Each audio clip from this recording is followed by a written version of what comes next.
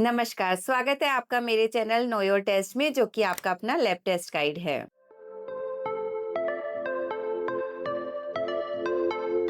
Periods late हो रहे हैं, वेट बिना खाए बढ़ रहा है और फेस पर पिंपल्स होने लगे हैं, चिन पर बाल आने लगे हैं और मूड स्विंग्स तो होते ही रहते हैं। तो हो सकता है आपकी बॉडी बोल रही है, हेलो मुझे पीसीओएस है। आपने सुना होगा मुझे पीसीओएस है और मेरे हार्मोन्स बिगड़ गए हैं। पर ये क्या हार्मोन्स होते हैं जो डिस्टर्ब हो जाते हैं पीसीओडी के अंदर, और कौन कौन से टेस्ट से हम पता लगा सकते हैं कि हमारे हार्मोन्स बिगड़ गए हैं, उनको कैसे करेक्ट करना है और क्या लाइफस्टाइल टिप्स हैं जिससे हम इन हार्मोन्स को करेक्ट कर सकते हैं। तो चलिए शुरू करते हैं एक इंफॉर्मेटिव और इंटरेस्टिंग हार्मोन जर्नी। अब पहले हम ये जान लेते हैं कि ये पीसीओडी या पीसीओएस क्या होता है। पीसीओडी मतलब पॉलीसिस्टिक ओवेरियन डिजीज, जिसके अंदर ओवरी में छोटी छोटी फॉलिकल्स जो कि मैच्योर एग बनाती हैं, वो मैच्योर नहीं हो पाती और ये फॉलिकल्स सिस्ट में कन्वर्ट हो जाती हैं, इसलिए इसे कहा जाता है पॉलीसिस्टिक ओवेरियन डिजीज।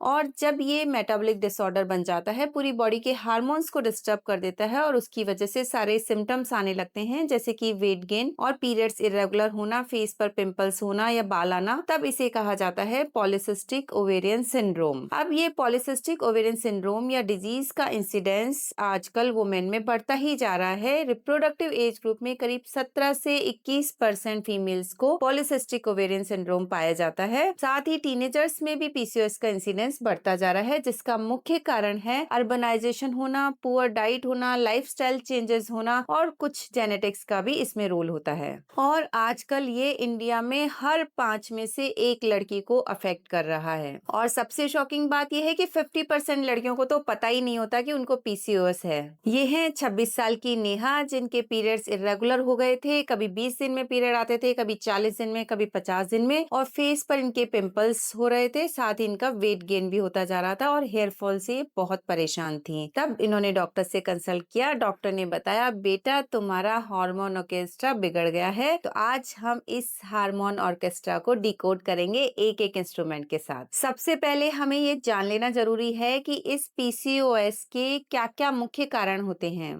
इसका सबसे मुख्य कारण है insulin resistance. LH hormone increase हो जाता है, एफएसएच हार्मोन कम हो जाता है, जिसकी वजह से ओव्यूलेशन भी अफेक्ट होता है और ओव्यूलेशन डिले होने की वजह से हमारे पीरियड्स इरेगुलर हो जाते हैं। साथ ही कुछ जेनेटिक्स का भी रोल होता है, कई बार पीसीओएस फैमिलीज में भी रन करता है। और इसके साथ ही जो इसके इंसिडेंस बढ़ने का मुख्य कारण है वो है हमारी लाइफस्टाइल। सेडेंटरी लाइफस्टाइल होती है, जिसमें आप एक्सरसाइज नहीं करते, पूरे दिन बैठ करके काम करते रहते हैं, तो उसकी वजह से भी सारे हार्मोन इम्बैलेंस हो जाता है। साथ ही स्ट्रेस फैक्टर, ओबेसिटी, इन सारी चीजों की वजह से पीसीओडी का इंसिडेंस आजकल बढ़ता जा रहा है। और साथ ही जो हम अनहेल्दी डाइट लेते हैं, प्रोसेस्ड फूड लेते हैं, ये सब इंसुलिन के स्पाइक कर देते हैं। हमारी बॉडी में इंसुलिन के लेवल्स बढ़ जाते हैं। इंसुलिन के लेवल बढ़ने से एंड्रोजन्स ज्यादा सिक्रीट होते हैं और ये एंड्रोजन्स इंसुलिन रेजिस्टेंस को और ज्यादा वर्सन कर देते हैं और ये विशियस साइकिल चलती रहती है। इसीलिए इंसुलिन सेंसिटाइजिंग मेडिकेशन दिया जाता है,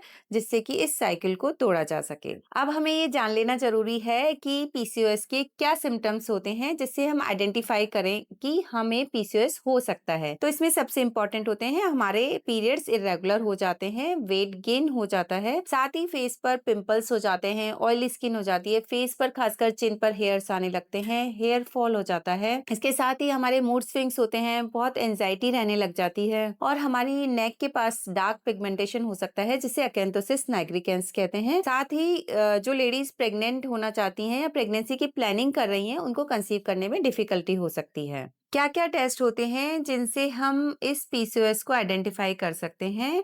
एक्चुअली किसी एक टेस्ट से हम पीसीओएस को आइडेंटिफाई नहीं कर सकते। इसके लिए पूरा एक टेस्ट प्रोफाइल होता है, जिसमें आता है LH, FSH, LH FSH ratio, AMH, testosterone, TSH, prolactin, fasting insulin और होमा-आईआर टेस्ट। साथ ही पेल्विक अल्ट्रासाउंड करा करके ये भी देखा जाता है कि ओवरी में सिस्ट हैं क्या। सबसे पहला हार्मोन होता है ल्यूटिनाइजिंग हार्मोन या एलएच। ये पिट्यूटरी ग्लैंड से आता है और एग रिलीज होने के लिए सिग्नल देता है। इसके लेवल्स पीसीओएस में बढ़ जाते हैं। दूसरा हार्मोन होता है एफएसएच, फॉलिकल स्टिमुलेटिंग हार्मोन। इस हार्मोन का काम होता है फॉलिकल को स्टिमुलेट करना, जिससे कि वो मैच्योर हो पाए, लेकिन एफएसएच क्योंकि कम हो जाता है, इसीलिए फॉलिकल्स मैच्योर नहीं हो पाती और वो एग बनाने की बजाय छोटी छोटी सिस्ट बना देती हैं। और उसके बाद हम देखते हैं एलएच एफएसएच रेशो। एलएच क्योंकि बढ़ जाता है और एफएसएच कम हो जाता है तो LH-FSH रेशो भी पीसीओएस में बढ़ जाता है। नॉर्मली ये रेशो 1:1 के बराबर होता है, लेकिन पीसीओएस के अंदर LH-FSH रेशो 2:1 या 3:1 से भी ज्यादा हो सकता है। तीसरा हार्मोन होता है AMH या anti Mullerian hormone. Anti Mullerian hormone हमारे जो इमेच्योर फॉलिकल्स जितने ज्यादा होते हैं उतना ज्यादा सिक्रीट होता है, क्योंकि पीसीओएस में इमेच्योर फॉलिकल्स ज्यादा होने की वजह से AMH का लेवल भी बढ़ जाता है। तो इस तरह से हाई AMH इसका मतलब मल्टीपल टाइनी सिस्ट है और ये पीसीओएस का एक इंडिकेटर है। और अब आता है सबसे डेंजरस कैरेक्टर, जी हाँ, ये है इंसुलिन। क्योंकि बॉडी में इंसुलिन रेजिस्टेंस बढ़ जाती है, इसकी वजह से इंसुलिन अपना काम नहीं कर पाता, ग्लूकोज सेल्स के अंदर एंटर नहीं हो पाती और ग्लूकोज का लेवल भी बढ़ जाता है। और ये ब्लड ग्लूकोज ज्यादा होने की वजह से ये पैनक्रियास को स्टिमुलेट करता है, जिसकी वजह से इंसुलिन ज्यादा सिक्रीट होता है और ये हाइपर इंसुलिनीमिया ओवरी और एड्रिनल को स्टिमुलेट करता है, जिससे वो एंड्रोजन्स को ज्यादा सिक्रीट करता है और टेस्टोस्टेरोन के लेवल्स बढ़ जाते हैं। और इसी टेस्टोस्टेरोन की वजह से हमारे फेस पर पिंपल्स और अनवांटेड हेयर्स आने लगते हैं, साथ ही वेट गेन और पीरियड्स इरेगुलर होना, ये सारी चीजें भी शुरू हो जाती हैं। इसको मेजर करने के लिए हम फास्टिंग इंसुलिन और होमा IR टेस्ट करते हैं। फास्टिंग इंसुलिन के नॉर्मल लेवल 10 मिली इंटरनेशनल यूनिट पर लीटर से कम होते हैं नॉर्मल, और अगर ये लेवल्स बढ़ जाते हैं तो ये वेट गेन और डायबिटीज की रिस्क को भी बढ़ा देते हैं। साथ ही एक होमा IR टेस्ट किया जाता है, जिसमें हम फास्टिंग ग्लूकोज और फास्टिंग इंसुलिन को टेस्ट करते हैं और फिर एक कैलकुलेशन से फार्मूले से इसको चेक करते हैं। इसमें फास्टिंग इंसुलिन और फास्टिंग ग्लूकोज के लेवल को मल्टीप्लाई करके उसको डिवाइड किया जाता है एक फैक्टर से 405 से, और इसकी जो वैल्यू आती है उससे हम डिसाइड करते हैं कि आपकी बॉडी में कितनी इंसुलिन रेजिस्टेंस है। अगर होमा IR की वैल्यू लेस देन 1 है, इसका मतलब नॉर्मल इंसुलिन सेंसिटिविटी है। अगर इसकी वैल्यू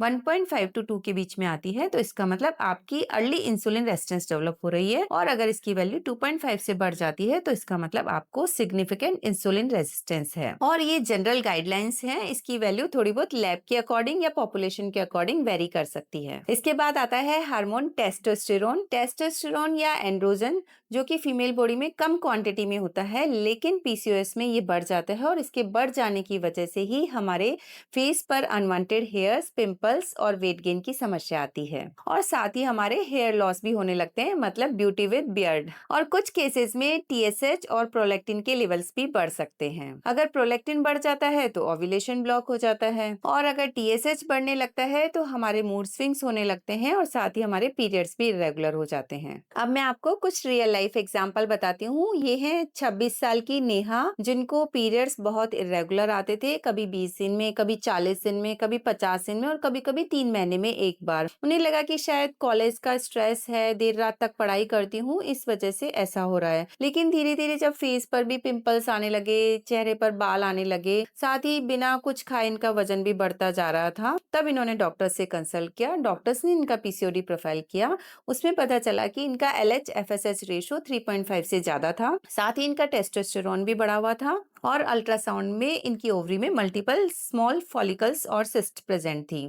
तो इनका डायग्नोसिस था शुरुआती पीसीओएस, और इसका मेन कारण था इनका स्ट्रेस, देर रात तक पढ़ाई, प्रोसेस्ड फूड, जंक फूड खाना, और किसी तरीके की ये कोई एक्टिविटी नहीं करती थी। तो इसके बाद इनको प्रॉपर ट्रीटमेंट दिया गया, साथ ही इन्हें बताया गया कि 30 मिनट्स इन्हें डेली एक्सरसाइज करनी है, इनका मीठा बंद किया गया, प्रोसेस्ड फूड बंद किया गया, और इन्हें प्रॉपर स्लीप लेने के लिए कहा गया। तो इस तरह से 3 महीने में इनके पीरियड्स रेगुलर हो गए और आज ये बिल्कुल ठीक हैं। पूजा की शादी को 2 साल हो गए थे, इनके पीरियड्स बहुत इरेगुलर थे, कभी कभी तो 3-3 महीने तक भी पीरियड्स नहीं आते थे, और ये प्रेगनेंसी चाहती थी लेकिन ये कंसीव नहीं कर पा रही थी और वजन इनका बढ़ता ही जा रहा था। और सब कहते थे कि शादी के बाद तो बिल्कुल ठीक हो जाएगा, लेकिन ऐसा भी कुछ नहीं हुआ। तब इन्होंने डॉक्टर से सलाह ली और डॉक्टर ने इनका पीसीओडी प्रोफाइल कराया, जिसमें इनका LH-FSH रेशो बढ़ा हुआ था, टेस्टोस्टेरोन भी थोड़ा सा बॉर्डर लाइन था, साथ ही इनका इंसुलिन 19 मिली इंटरनेशनल यूनिट पर लीटर था, जो कि बढ़ा हुआ था, और इनका होमा IR लेवल भी बढ़ा हुआ था। तो इनका डायग्नोसिस था इंसुलिन रेजिस्टेंस और उसके साथ में पीसीओएस। तब इन्हें डॉक्टर ने सलाह दी कि आप लो कार्ब डाइट लीजिए, वजन को कंट्रोल कीजिए। वजन को कम करने के लिए इन्हें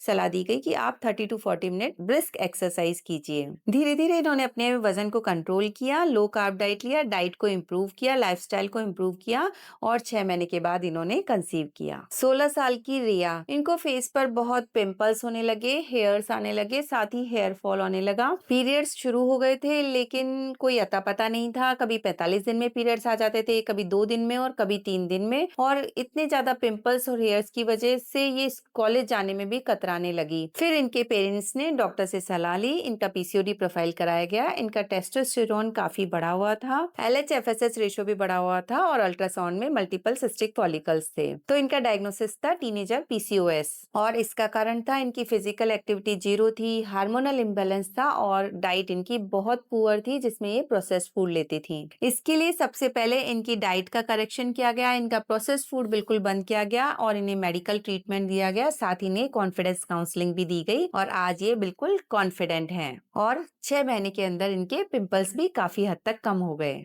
ये है 32 साल की अनु, ये एक IT कंपनी में जॉब करती थी और इनकी नाइट शिफ्ट चलती थी। नाइट शिफ्ट की वजह से इनकी नींद पूरी नहीं हो पाती थी, हमेशा स्ट्रेस में और थकी भी रहती थी।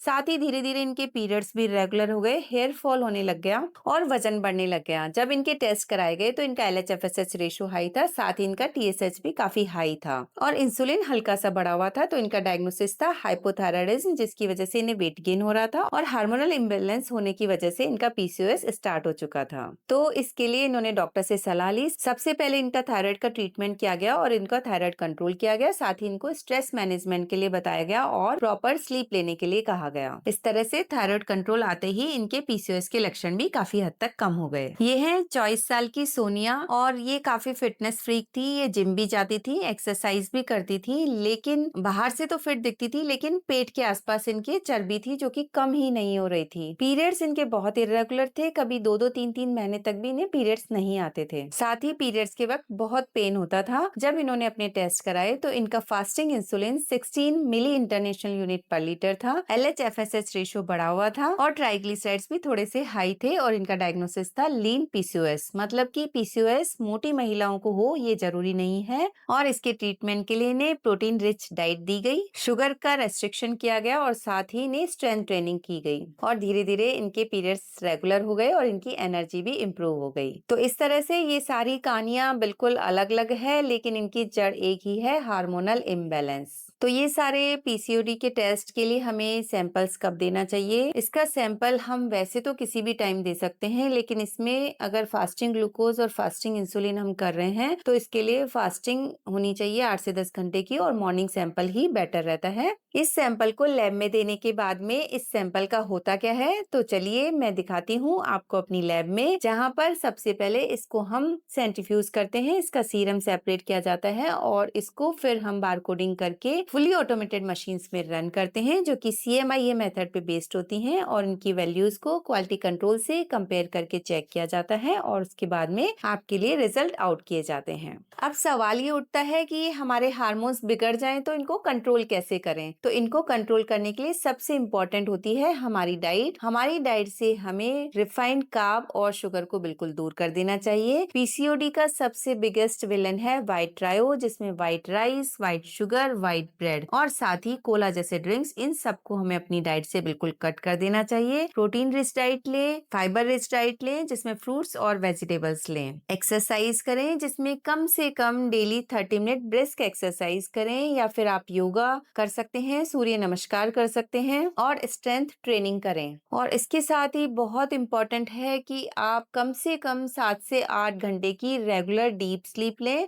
और अपने स्ट्रेस को अवॉइड करें। स्ट्रेस को अवॉइड करने के लिए योगा और मेडिटेशन करें। अगर ये सारी चीजें आप करते हैं तो आपकी PCOD से जीत पक्की है। इसके साथ ही अगर जो मैंने आपको बताया वैसा कोई भी सिम्टम आपको है तो आपको रेगुलर टेस्टिंग करानी चाहिए। 6 महीने में कम से कम एक बार आपको अपना PCOD प्रोफाइल चेक करना चाहिए। और अगर आपके हार्मोन लेवल्स बिगड़े हुए हैं तो आपको तुरंत डॉक्टर से सलाह लेनी चाहिए और अपनी लाइफस्टाइल को इम्प्रूव करना चाहिए। तो फ्रेंड्स, PCOS को इग्नोर मत कीजिए, इसे समझिए और कंट्रोल कीजिए। और इस तरह की एक्सपर्ट गाइडेंस और सिंपल लैंग्वेज में आपको अगर साइंटिफिक नॉलेज चाहिए तो आप मेरे चैनल को फॉलो कीजिए, लाइक कीजिए, अपने फ्रेंड्स के साथ शेयर कीजिए और सब्सक्राइब कीजिए। और कमेंट में लिखिए कि क्या आप भी अपनी लाइफस्टाइल इम्प्रूव करना चाहते हैं।